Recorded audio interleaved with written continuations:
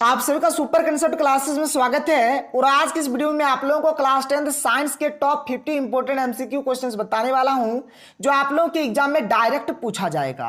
देखिए, आप लोगों का साइंस का एक चैप्टर है जिसका नाम है मानव नेत्र तथा रंग बिरंगा संसार, और ये हमारा भवंडर सीरीज है। और यहां पर मैं आपको इस चैप्टर से टॉप 50 इंपोर्टेंट एमसीक्यू क्वेश्चंस बताने वाला हूं। देखिए, यहां पर आप लोग इसको कर लीजिए, इससे बाहर आपका कुछ भी नहीं जाने वाला है। जैसे कि आप सभी को पता होगा एक्चुअल में हुआ क्या था, जो हमारा सोशल साइंस वाला जो एग्जाम था ना, टर्म 1 वाला, वहां पर जो मैक्सिमम क्वेश्चंस पूछा गया था मॉडल पेपर से बाहर क्वेश्चन था, किताब के अंदर अंदर से क्वेश्चन पूछा गया था। हो सके आप लोगों का साइंस में भी ऐसा ही हो जाए, तो इसलिए आप लोग क्या करिए, यहां पर मैं आपको जो जो बता रहा हूं हर एक चीज को करिए, क्योंकि यहां पर देखिए मैंने यहां पर जो भी चीज लिख कर रखा है हर एक चीज यहां पर मैंने किताब के अंदर से पढ़ पढ़कर हर एक चीज को लिख लिया है। और यहां पर ये जो चैप्टर है यहां से मैं आप लोगों को टॉप 50 इंपोर्टेंट एमसीक्यू क्वेश्चंस बताऊंगा, और ऐसे ही हर एक चैप्टर का आने वाला है। और ये हमारा भवंडर सीरीज, तो हमारा साइंस में भी भवंडर मच जाना चाहिए। तो चलिए शुरू करते हैं और एक एक करके हर एक क्वेश्चन को देख लेते हैं। तो देखिए, हमारे पास जो सबसे पहला प्रश्न है क्या है कि नेत्र गोलक की आकृति होती है। तो नेत्र गोलक का जो आकृति होता है गोलाकार होता है। कैसा? गोलाकार। आगे चलिए क्वेश्चन नंबर 2 देख लीजिए क्या है कि नेत्र गोलक का व्यास लगभग होता है, तो इसका जो व्यास है लगभग 2.3 सेंटीमीटर होता है। क्वेश्चन नंबर 3 क्या दिया गया कि आंख के रंगीन भाग को कहते हैं। तो आंख का जो रंगीन भाग होता है इसको बोला जाता है परितारिका या फिर आइरिस। जो भी बोलेंगे आपका सही हो जाएगा, तो फटाफट आप लोग नोट डाउन करते चलिएगा। क्वेश्चन नंबर 4 देख लेते हैं। क्वेश्चन नंबर 4 हमें क्या दिया गया है कि परितारिका यानी कि आइरिस के मध्य भाग को कहते हैं। क्या कहते हैं? तो मध्य भाग को बोला जाता है पुतली। पुतली को तारा भी बोला जाता है और इसको पुपिल भी बोला जाता है।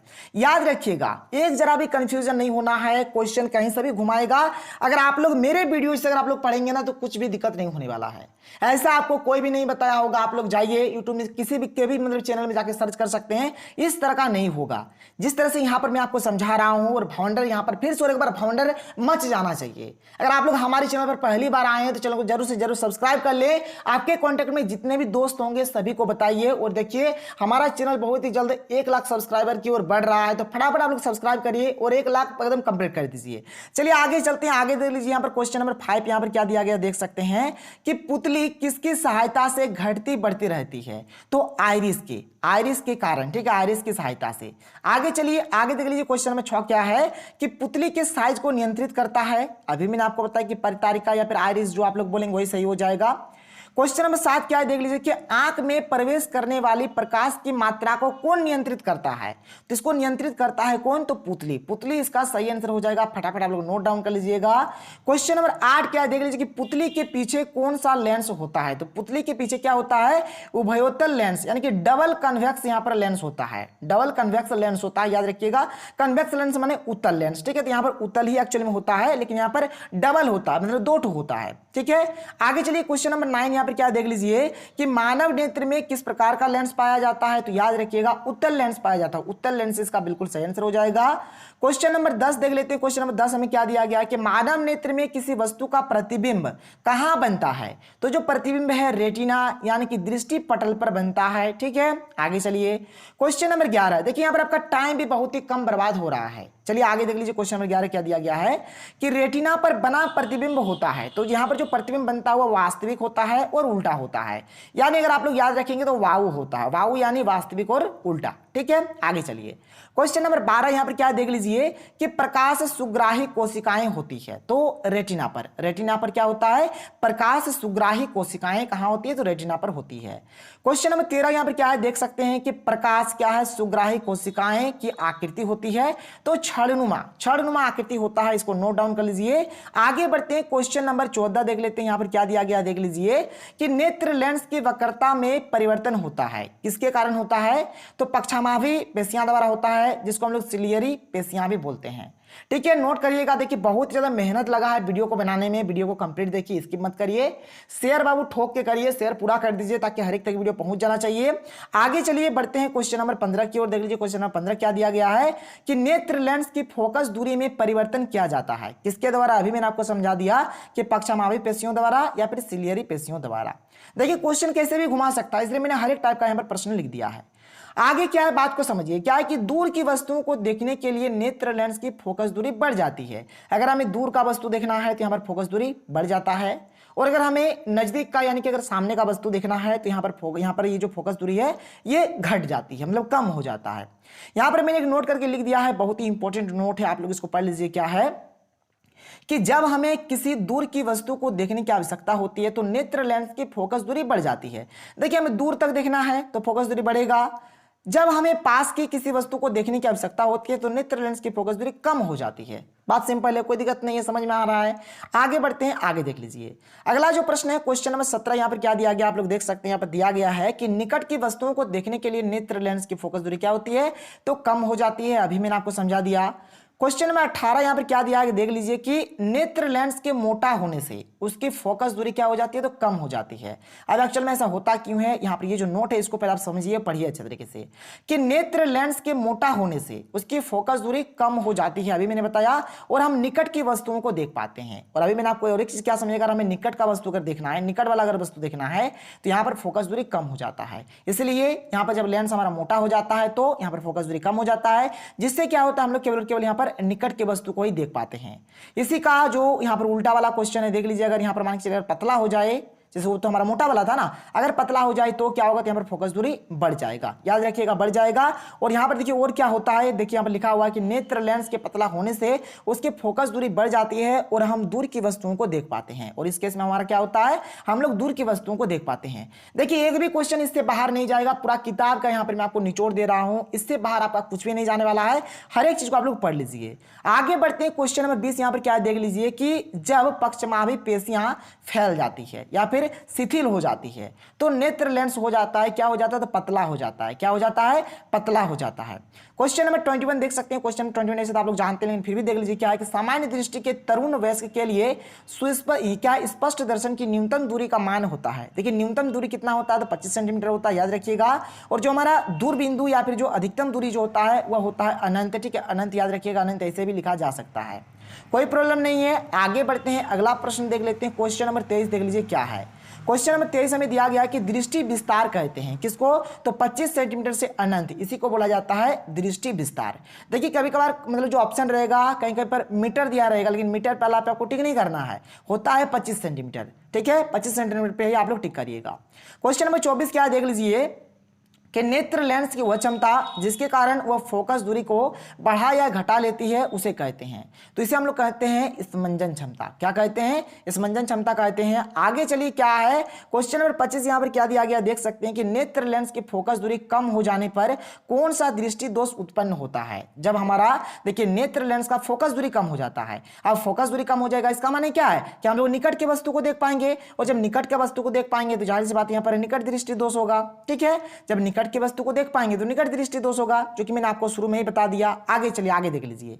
आगे जो यहां पर दिया गया क्या है कि जो नेत्र निकट की वस्तुओं को साफ साफ देख सकता है उस नेत्र में होता है, क्या होता है, तो निकट दृष्टि दोष होता है। मतलब जो खाली नजदीक के वस्तु को देख पाएगा उसको ही को बोलते हैं निकट दृष्टि दोष, मतलब वो दूर के वस्तु को नहीं देख पाता है।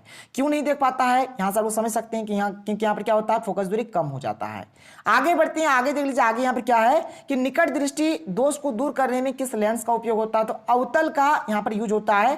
देखिए बच्चे कंफ्यूजन में आ जाते हैं कि निकट में हम लोग क्या लिखेंगे, दूर में हम लोग क्या लिखेंगे। बात बहुत सिंपल है, एक निकट होता है, एक दूर होता है, और एक हमारा जो यहाँ पर लेंस एक होता है उत्तल होता है, एक हमारा अवतल होता है।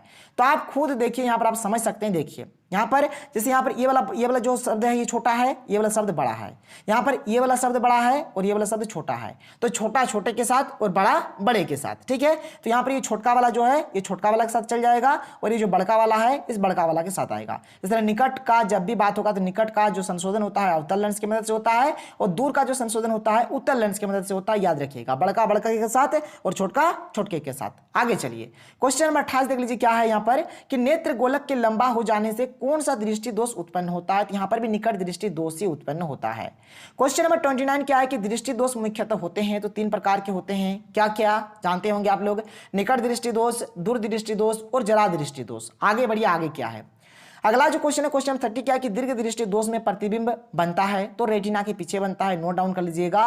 क्वेश्चन नंबर 31 क्या है कि पक्षमाभी पेशियों के दुर्बल होने से कौन सा दृष्टि दोष उत्पन्न होता है, तो यहाँ पर हमारा निकट दृष्टि दोष और दूर दृष्टि दोष दोनों उत्पन्न हो जाता है। क्वेश्चन नंबर 32 क्या दिया गया देख लीजिए कि जरा दृष्टि दोष को दूर करने में किस लेंस का उपयोग किया जाता है, तो द्विफोकसी लेंस यानी कि बाइफोकल लेंस का यूज किया जाता है। क्वेश्चन नंबर 33 है कि नेत्र में किस दोष के कारण दृष्टि दोष उत्पन्न होता है? तो यहां पर अपवर्तन के कारण होता है। किसके कारण? अपवर्तन के कारण होता है। 33 का यहां पर सही उत्तर हो जाएगा, अपवर्तन हो जाएगा। क्वेश्चन नंबर 34 क्या है कि दृष्टि दोष हो जाने से वस्तु का प्रतिबिंब बनता है। कहां बनता है? या तो रेटिना के आगे बनेगा या फिर रेटिना के पीछे बनेगा, ठीक है, यानी कि रेटिना पर नहीं बनता है।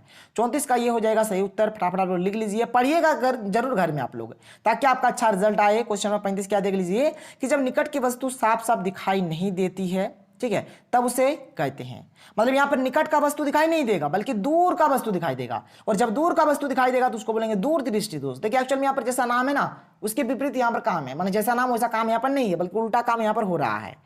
क्वेश्चन नंबर 36 यहां पर क्या है देख लीजिए कि जब दूर की वस्तु साफ साफ दिखाई देती है तब उसे क्या कहते हैं? तो उसे हम लोग कहते हैं दूर दृष्टि दोष। क्या बोलेंगे? दूर दृष्टि दोष।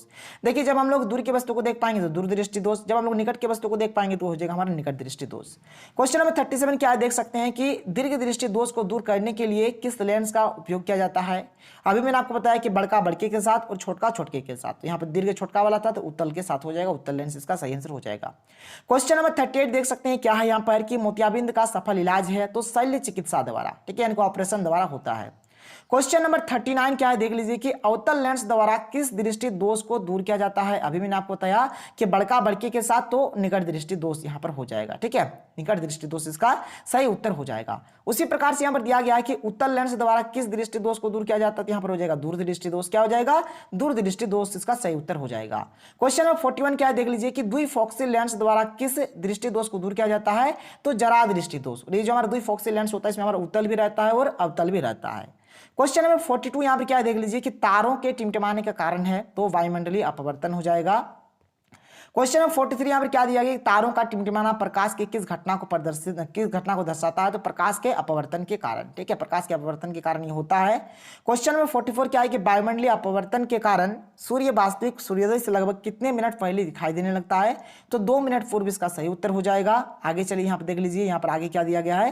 क्वेश्चन नंबर 45 क्या है कि प्रतिदिन सूर्योदय एवं सूर्यास्त के बीच लगभग कितने मिनट का अंतर होता है? तो सूर्योदय में 2 मिनट का अंतर होता है, सूर्यास्त में 2 मिनट का अंतर होता है, टोटल मिलाकर 4 मिनट का अंतर हो जाता है।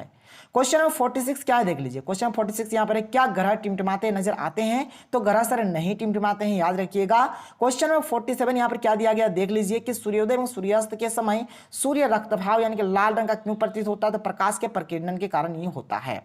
क्वेश्चन नंबर 48 जो कि बहुत ही इंपॉर्टेंट प्रश्न है, देख लीजिए यहां पर क्या दिया गया है। तो देखिए क्वेश्चन नंबर 48 क्या है कि अंतिम पंक्ति में बैठे किसी विद्यार्थी को श्यामपट्ट पढ़ने में कठिनाई होती है। देखिए यहां पर मान के चलिए हमारा ब्लैक बोर्ड है यानी कि श्यामपट्ट है, और अंतिम पंक्ति यानी कि लास्ट में कोई एक लड़का बैठा हुआ है। बात क्लियर हो गया?